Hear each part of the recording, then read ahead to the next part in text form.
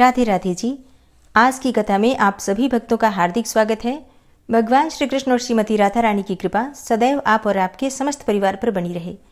और अब भगवान श्री हरि विष्णु का ध्यान करके आज की पावन कथा का प्रारंभ करते हैं। जिन भक्तों ने इससे पहले के अध्याय नहीं सुने हैं तो आप सभी से अनुरोध है कि इस कथा को मतलब आज की कथा को सुनने के बाद पिछले अध्याय जरूर सुन लीजिए। इससे आपको आज की कथा समझने में आसानी होगी। देवता बोले, हे महर्षि, पूर्व काल में जब राजा नहुस के द्वारा लोगों को कष्ट पहुंच रहा था, उस समय आपने संसार के हित के लिए उन्हें इंद्रपद से भ्रष्ट किया और इस प्रकार लोक का कांटा दूर करके आप जगत के आश्रयदाता हुए।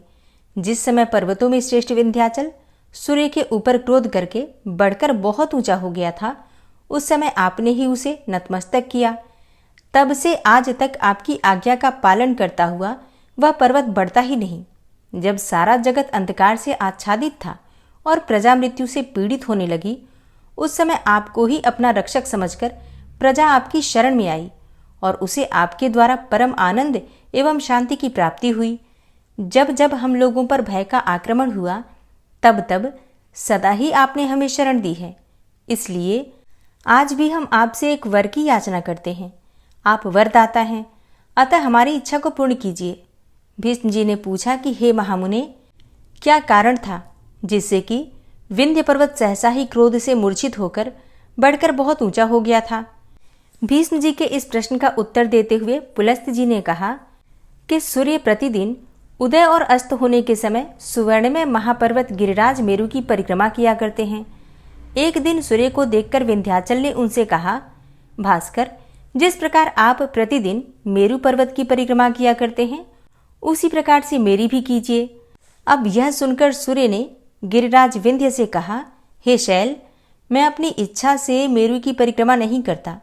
जिन्होंने इस संसार की सृष्टि की है, उस विधाता ने ही मेरे लिए यह मार्ग नियत कर दिया है।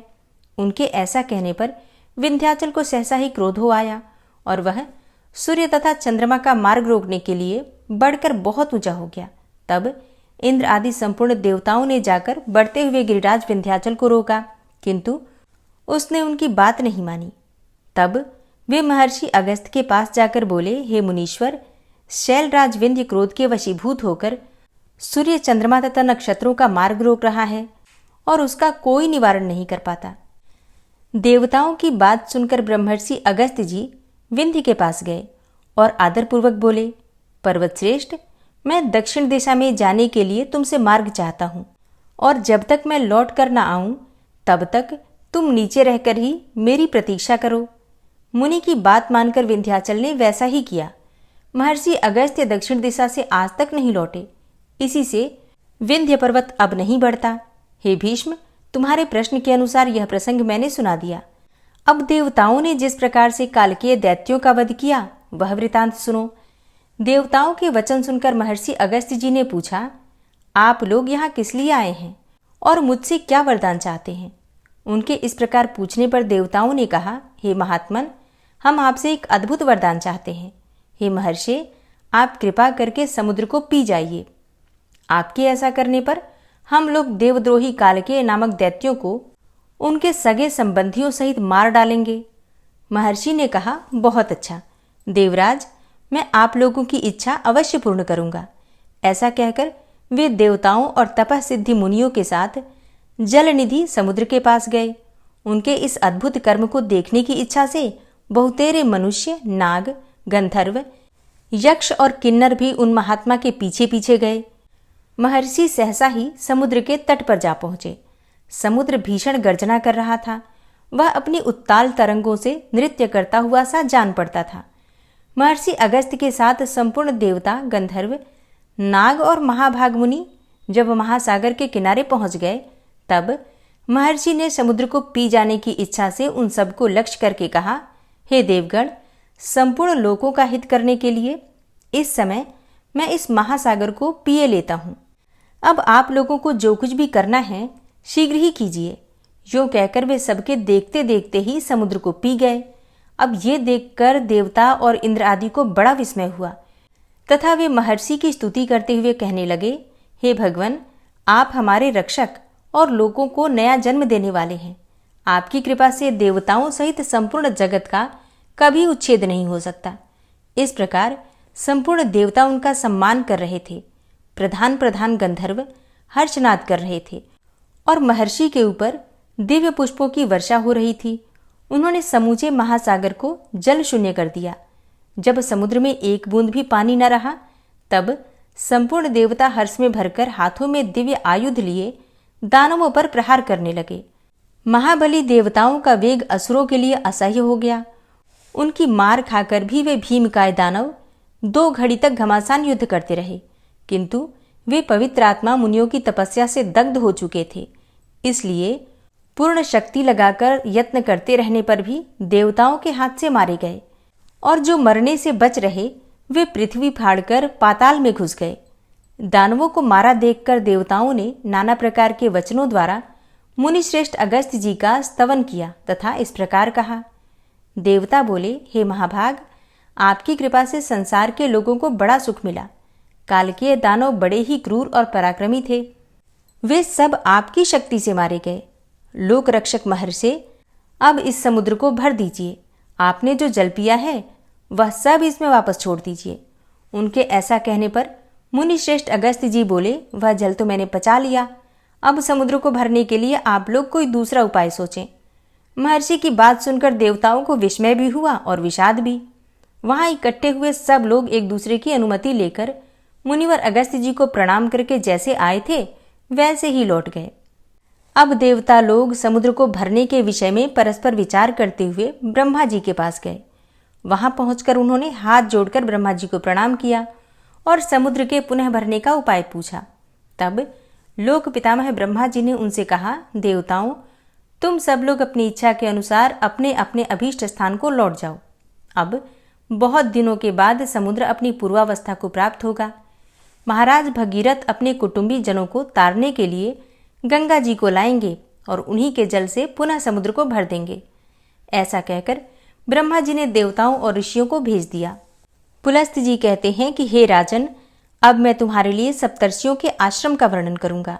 अत्रि, वशिष्ठ, मैं, पुलह, क्रतु, अंगिरा, गौतम, सुमति, सुमुख, विश्वामित्र, स्थूलशिरा, संवर्त, प्रतर्दन, रैभ्य, बृहस्पति, च्यवन, कश्यप, भृगु, दुर्वासा, जमदग्नि, मार्कंडेय, गालव, उष्णा, भरद्वाज, यवकृत, स्थूलाक्ष, मकराक्ष, कण्व, मेधातिथि, नारद, पर्वत, स्वगंधि, तृणाम्बु, शबल, धौम्य, शतानंद, अकृत व्रण, जमदग्नि कुमार, परशुराम, अष्टक तथा कृष्णद्वैपायन।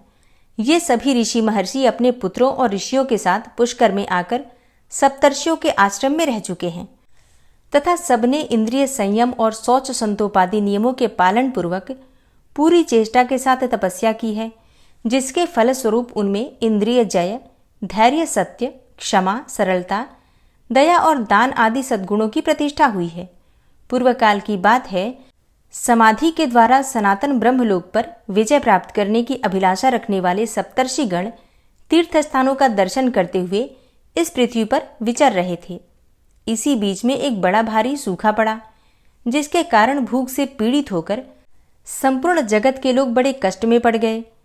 उसी समय उन ऋषियों को भी कष्ट उठाते देखकर तत्कालीन राजा ने, जो प्रजा की देखभाल के लिए भ्रमण कर रहे थे, दुखी होकर कहा, हे मुनिवरों, ब्राह्मणों के लिए प्रतिग्रह उत्तम वृत्ति है, अतः आप लोग मुझसे दान ग्रहण करें। अच्छे अच्छे गांव, धान और जौ आदि, अन्न, घृत, दुग्ध आदि, रस, तरह तरह के रत्न, सुवर्ण तथा दूध देने वाली गौएं ले लें। ऋषियों ने कहा, हे राजन, प्रतिग्रह बड़ी भयंकर वृत्ति है। वह स्वाद में मधु के समान मधुर, किंतु परिणाम में विष के समान घातक है। इस बात को स्वयं जानते हुए भी तुम क्यों हमें लोभ में डाल रहे हो? 10 कसाईयों के समान एक चक्री अर्थात कुम्हार या तेली, 10 चक्रियों के समान एक शराब बेचने वाला, 10 शराब बेचने वालों के समान एक वैश्या और 10 वैश्याओं के समान एक राजा होता है, जो प्रतिदिन 10,000 हत्यागृहों का संचालन करता है। वह शौंडिक है, राजा भी उसी के समान माना गया है। अतः राजा का प्रतिग्रह अत्यंत भयंकर है। जो ब्राह्मण लोभ से मोहित होकर राजा का प्रतिग्रह स्वीकार करता है, वह तामिश्र आदि घोर नरकों में पकाया जाता है। अतः महाराज, तुम अपने दान के साथ ही यहाँ से पधारो। तुम्हारा कल्याण हो, यह दान दूसरों को दे देना। यह कहकर वे सप्तर्षि वन में चले गए। तदनंतर राजा की आज्ञा से उसके मंत्रियों ने गूलर के फलों में सोना भरकर उन्हें पृथ्वी पर बिखेर दिया। सप्तर्षि अन्न के दाने बीनते हुए वहां पहुंचे तो उन फलों को भी उन्होंने हाथ में उठाया। उन्हें भारी जानकर अत्रि ने कहा कि ये फल ग्रहण करने योग्य नहीं है। हमारी ज्ञान शक्ति पर मोह का पर्दा नहीं पड़ा। हम मंदबुद्धि नहीं हो गए हैं। हम समझदार हैं, ज्ञानी हैं। अतः इस बात को भली भांति समझते हैं कि वे गूलर के फल सुवर्ण से भरे हैं। धन सिर्फ इसी लोक में आनंददायक होता है।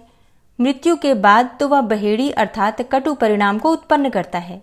अतः जो सुख एवं अनंत पद की इच्छा रखता हो उसे तो इसे कदापि नहीं लेना चाहिए। वशिष्ठ जी ने कहा, इस लोक में धन संचय की अपेक्षा तपस्या का संचय ही श्रेष्ठ है। जो सब प्रकार के लौकिक संग्रहों का परित्याग कर देता है उसके सारे उपद्रव शांत हो जाते हैं। संग्रह करने वाला कोई भी मनुष्य ऐसा नहीं है जो सुखी रह सके। ब्राह्मण जैसे जैसे प्रतिग्रह का त्याग करता है वैसे ही वैसे संतोष के कारण उसके ब्रह्म तेज की वृद्धि होती है। एक ओर अकिंचनता और दूसरी ओर राज्य को तराजू पर रखकर तोला गया तो राज्य की अपेक्षा अकिंचनता का ही पलड़ा भारी रहा। इसलिए जितात्मा पुरुष के लिए कुछ भी संग्रह न करना ही श्रेष्ठ है। कश्यप जी बोले, धन संपत्ति मोह में डालने वाली होती है और मोह नरक में गिराता है। इसलिए कल्याण चाहने वाले पुरुष को अनर्थ के साधन अर्थ का दूर से ही परित्याग कर देना चाहिए। जिसको धर्म के लिए धन संग्रह की इच्छा होती है उसके लिए उस इच्छा का त्याग करना ही श्रेष्ठ है, क्योंकि कीचड़ को लगाकर धोने की अपेक्षा उसका स्पर्श न करना ही उत्तम है। धन के द्वारा जिस धर्म का साधन किया जाता है वह क्षयशील माना गया है। दूसरे के लिए जो धन का परित्याग करता है वही अक्षय धर्म है, वही मोक्ष की प्राप्ति कराने वाला है। भरद्वाज जी ने कहा, जब मनुष्य का शरीर जीर्ण होता है तब उसके दांत और बाल भी पक जाते हैं, किंतु धन और जीवन की आशा बूढ़े होने पर भी जीर्ण नहीं होती, वह सदा नवी ही बनी रहती है। जैसे दर्जी सुई से वस्त्र में सूत का प्रवेश करा देता है, उसी प्रकार तृष्णा रूपी सुई से संसार रूपी सूत्र का विस्तार होता है। कहीं और छोर नहीं है, उसका पेट भरना कठिन होता है। वह सैकड़ों दोषों को ढोए फिरती है, उसके द्वारा बहुत से अधर्म होते हैं। अतः कृष्णा का तृष्णा का यही उचित है। गौतम ऋषि बोले, इंद्रियों के लोभग्रस्त होने से सभी शिष्य संकट में पड़ जाते हैं। जिसके चित्त में संतोष है उसके लिए सर्वत्र धन संपत्ति भरी हुई है। जिसके पैर जूते में हैं उसके लिए सारी पृथ्वी मानो चमड़े से मड़ी है। संतोष रूपी अमृत से तृप्त एवं शांत चित्त वाले पुरुषों को जो सुख प्राप्त है वह धन के लोभ से इधर उधर दौड़ने वाले लोगों को कहाँ से प्राप्त हो सकता है। असंतोष ही सबसे बढ़कर दुख है और संतोष ही सबसे बड़ा सुख है। अतः सुख चाहने वाले पुरुष को सदा ही संतुष्ट रहना चाहिए। विश्वामित्र जी ने कहा, किसी कामना की पूर्ति चाहने वाले मनुष्य की यदि एक कामना पूर्ण होती है तो दूसरी नई उत्पन्न होकर उसे पुनः बाण के समान बींधने लगती है। भोगों की इच्छा उपभोग के द्वारा कभी शांत नहीं होती। प्रत्युत घी डालने से प्रज्वलित होने वाली अग्नि की भांति वह अधिकाधिक बढ़ती ही जाती है। भोग की अभिलाषा रखने वाला पुरुष मोहवश कभी सुख नहीं पाता। जमदग्नि ऋषि बोले कि जो प्रतिग्रह लेने की शक्ति रखते हुए भी उसे ग्रहण नहीं करता वह दानी पुरुषों को मिलने वाले सनातन लोकों को प्राप्त होता है।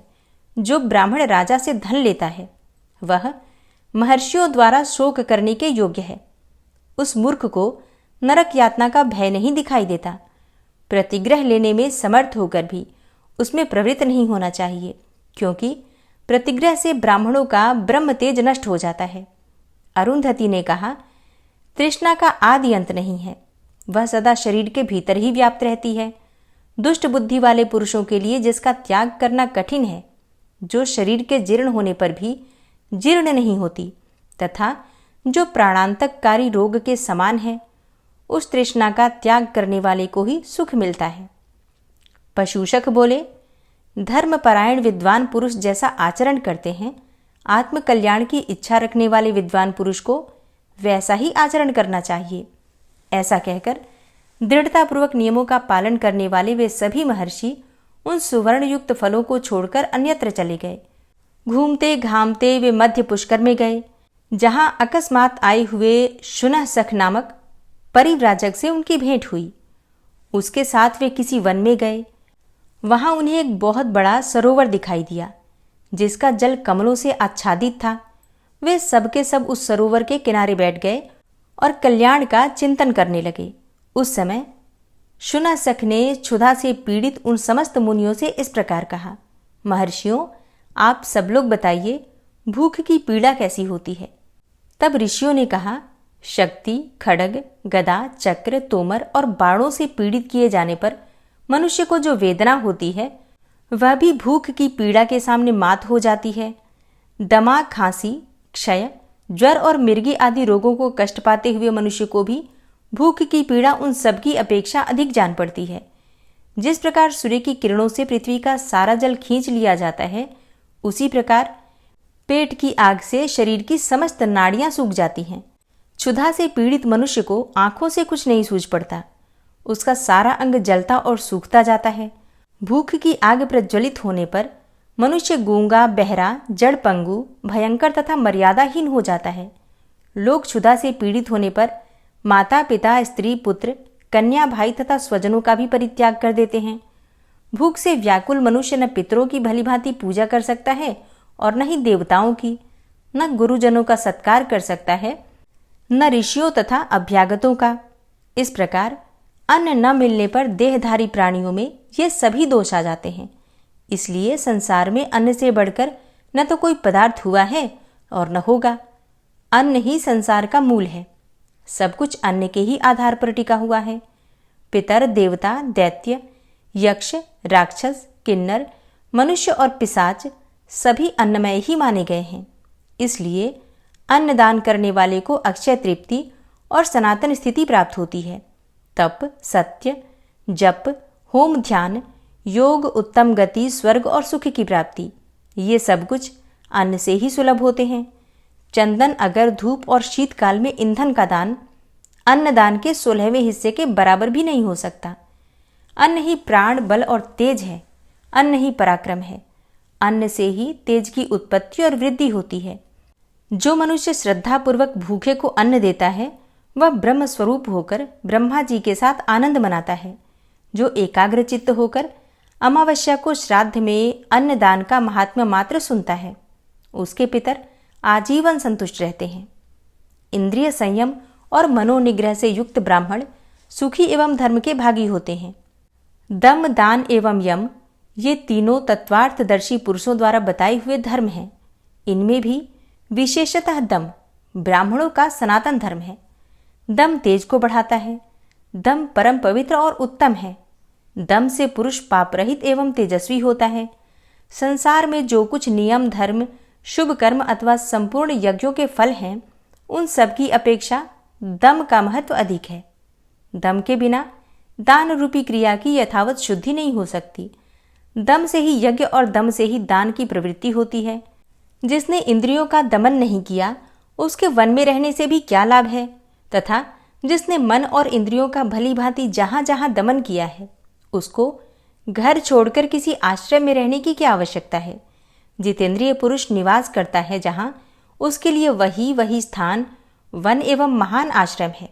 जो उत्तम शील और आचरण में रत है, जिसने अपनी इंद्रियों को काबू कर लिया है तथा जो सदा सरल भाव से रहता है, उसको आश्रमों से क्या प्रयोजन।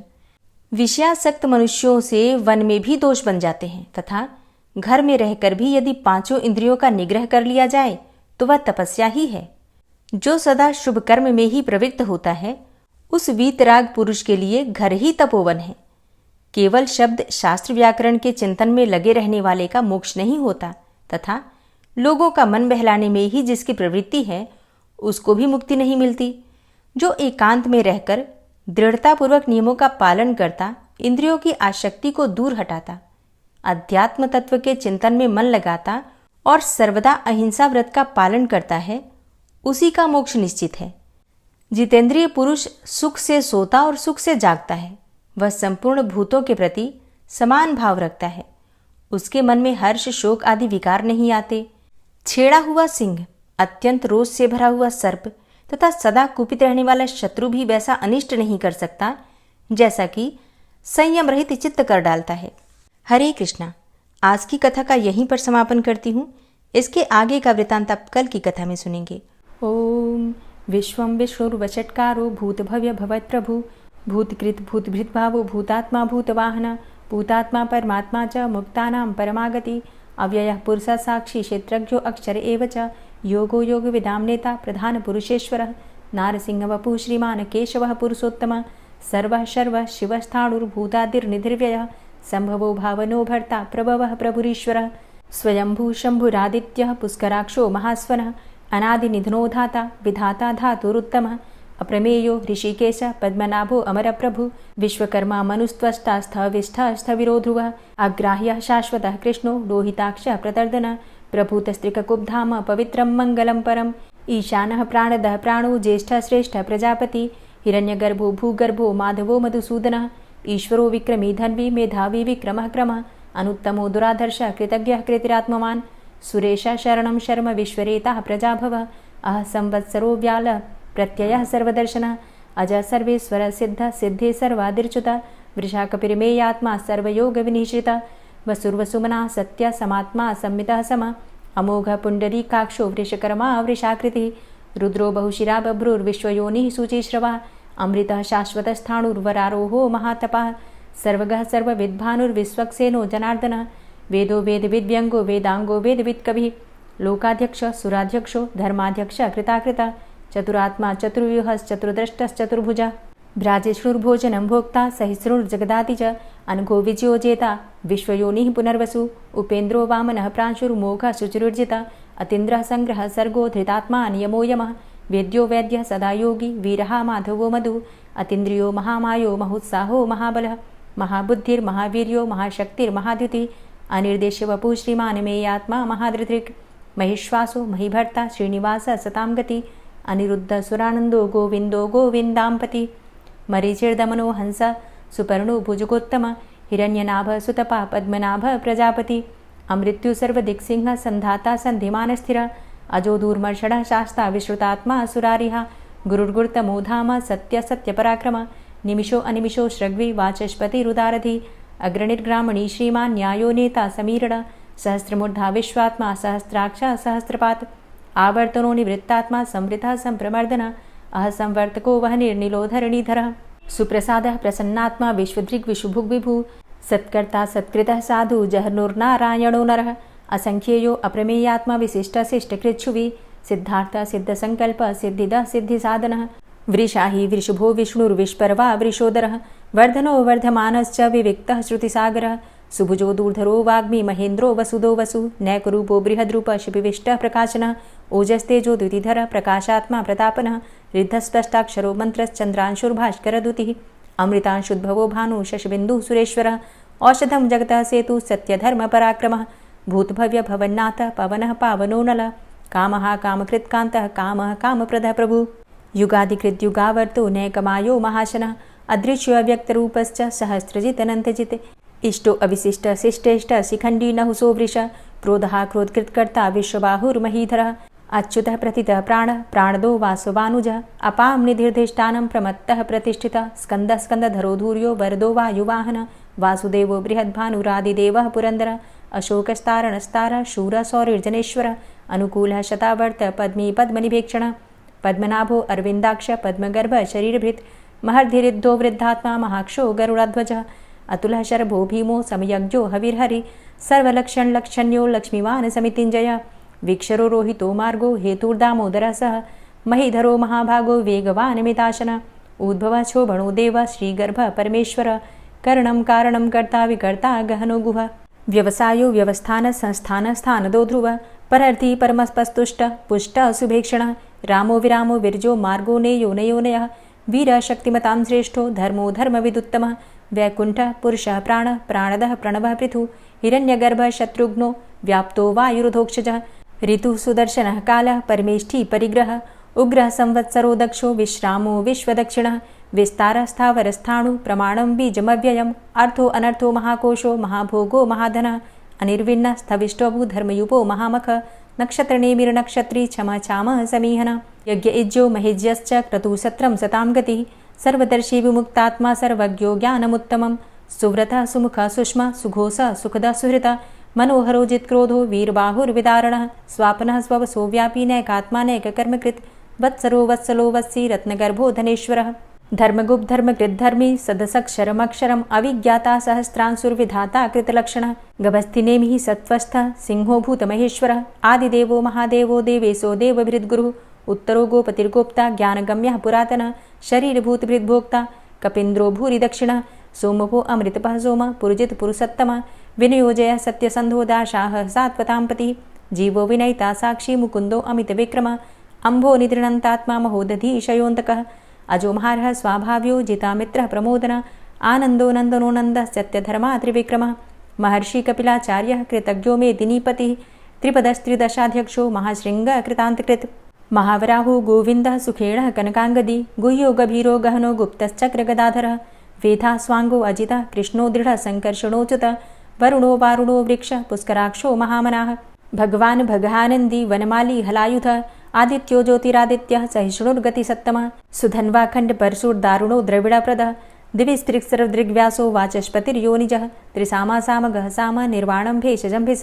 सन्न्यासकृच्छमः शान्तो निष्ठा शान्तिः परायणं शुभाङ्गः शान्तिदस्रष्टा कुमुदः कुवलेशय गोहितो गोपतिर्गोप्ता वृषभाक्षो वृषप्रियः अनिवर्ति निवृतात्मा संक्षेप्ता चेमकृच्छिवः श्रीवत्सवक्षा श्रीवास श्रीपति श्रीमतांबर श्रीद श्रीश श्रीनिवास श्रीनिधि श्रीविभावन श्रीधर श्रीकर श्रेय श्रीमान् लोकत्रयाश्रय स्वक्ष स्वंग शतानंदो नंदिर्ज्योतिर्गणेश्वर विजितात्मा विधेयात्मा सत्कीर्तिश्छिन्न संशय उदीर्ण सर्वतक्षसुर निश शाश्वत स्थिर भूषयो भूषणो भूतिर्विशोकः शोकनाशन अर्चिष्मानर्चितः कुंभो विशुद्धात्मा विशोधन अनिरुद्धो अप्रतिरथ प्रद्युम्नो अमित विक्रमः कालिनेमि निहावीर शौरी सूर्जनेश्वर त्रिलोकात्मा त्रिलोकेशः केशवः केशिहारी कामदेवः कामपालः कामीकान्तः कृतागमः अनिर्देशवपुर्विष्णोर्वीरो अनन्तो धनञ्जयः ब्रह्मण्यो ब्रह्मकृद्ब्रह्मा ब्रह्म ब्रह्म विवर्धन ब्रह्मविद् ब्राह्मणे ब्रह्मी ब्रह्मज्ञो ब्राह्मणप्रियः महाक्रमो महाकर्मा महातेजा महोरगः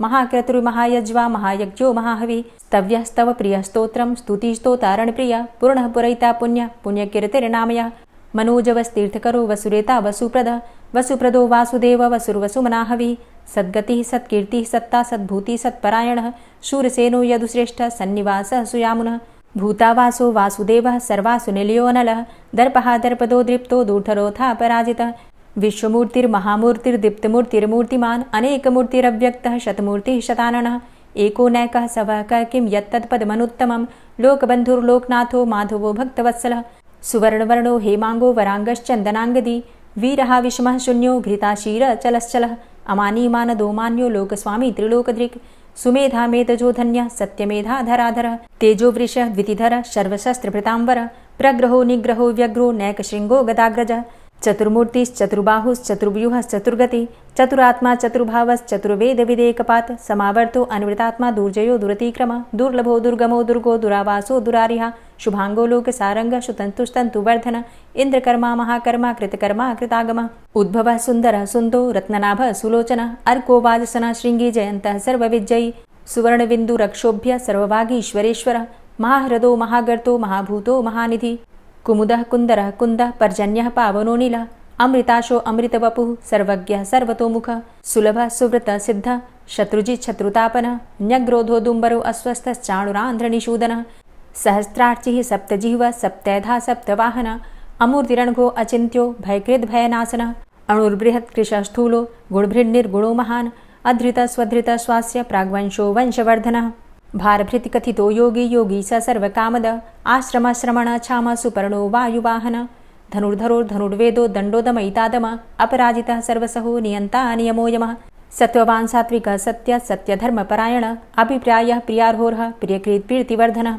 विहाय सगतिर्ज्योति सुरुचिर्हुद्भुग्विभु रविर्विलोचनः सूर्य सविता रविलोचनः अनन्तो हुद्भुग्भोक्ता सुखदो नैकजोग्रज अनिर्विण्ण सदामर्षि लोकाधिष्ठानमद्भुतः सनात सनातन्तमः कपिलः कपिरप्यय स्वस्तिदः स्वस्तिकृत् स्वस्ति स्वस्तिभुक् स्वस्ति दक्षिणः रौद्रः कुण्डली चक्रे विक्रमयुर्जितशासनः शब्दातिगः शब्दशः शिशिरः शर्वरीकर अक्रूरः पेशलो दक्षो दक्षिणः क्षमिणाम्बर विद्वतमो वितभय पुण्यश्रवणकीर्तन उत्तारणो दुष्कृतिः पुण्यो दुःस्वप्ननाशन वीरहारक्षण संतो जीवनः पर्यवस्थित अनन्तरूपो अनन्तसृज्यत्मन्युर्भयापः चतुरश्रो गभीरात्मा विदिशो व्यादिशो दिश अनादिर्भूर्भुवो लक्ष्मी सुवीरो रुचिराङ्गद जननो जन्मादिर्भीमो भीमपराक्रम आधारनीलयोधाता पुष्पहासः प्रजागर ऊर्ध्वग सत्पथाचार प्राणदः प्रणमापण प्रमाणं प्राणनीलयः प्राणभृत् प्राणजीवनः तत्त्वं तत्त्वविदेकात्मा जन्म मृत्यु जरातिग भूर्भुवस्वस्तरुस्तार सविता प्रपितामह यज्ञो यज्ञपतिर्यज्वा यज्ञाङ्गो यज्ञवाहन यज्ञभृद्यज्ञकृद्यज्ञ यज्ञभुग्यज्ञसाधन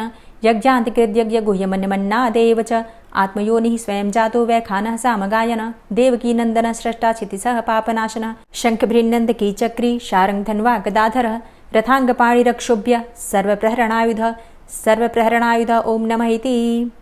श्री राधा कृपा कटाक्ष स्तोत्र।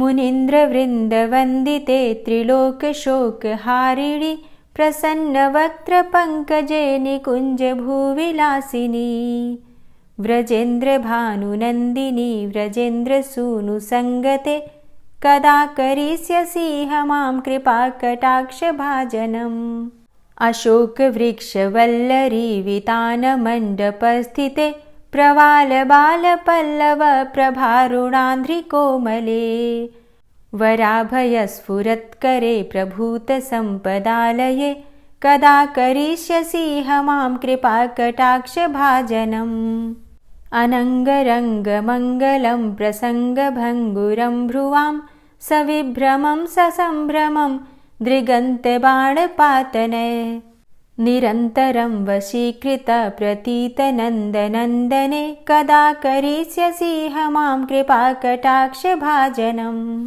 तडित्सुवर्णचम्पकप्रदीप्तगौरविग्रहे मुखप्रभापरास्तकोटिसारदेन्दुमण्डले विचित्रचित्रसञ्चरच्चकोरशावलोचने कदा करिष्यसि मां कृपाकटाक्षभाजनम् मदोन्मदादियौवने प्रमोदमानमण्डिते प्रियानुरागरञ्जिते कलाविलासपण्डिते अनन्यधन्यकुञ्जराज्यकामकेलिकोविदे कदा करिष्यसि मां कृपाकटाक्षभाजनम् अशेषहावभावधीरहीरहारभूषिते प्रभूतशातकुम्भकुम्भकुम्भिकुम्भसुस्तनि प्रशस्तमन्दहास्यचूर्णपूर्णसौख्यसागरे कदा करिष्यसि मां कृपाकटाक्षभाजनम्